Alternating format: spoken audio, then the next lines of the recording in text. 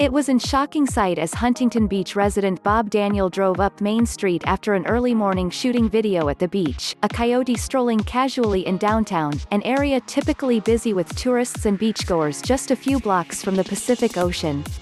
Daniel caught the moment on Wednesday, May 27, on camera as the coyote trotted past a stop sign, just across from Surf City Ale House.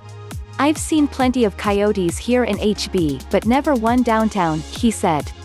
This was unusual.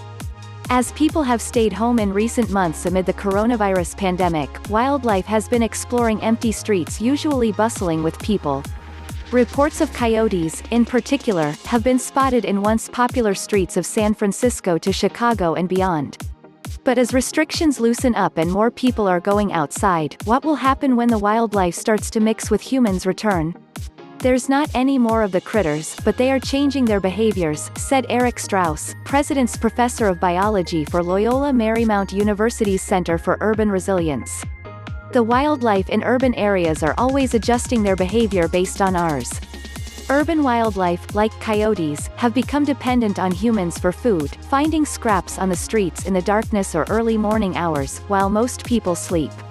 During the coronavirus shutdown, the abundant food resource got shut off in a matter of days. It changed the foraging dynamics, the risk analysis of what they should take in respect to searching for food," Strauss said. "As people stayed indoors, our center spots were less used, allowing wildlife to expand their radius. In almost every city, you're reading some story about them walking in some area that had been historically dominated by humans," Strauss said. "There's no people, and there's not as much food, so they are taking longer to search for food. As we withdraw, more habitat becomes available for them to search for food," he said. "Now they are showing up, there's no people and no food. It takes longer to check out before they give up and go somewhere else. Plus, people are at home looking out of their windows when they would otherwise be in offices focused instead on work and other distractions," Strauss noted.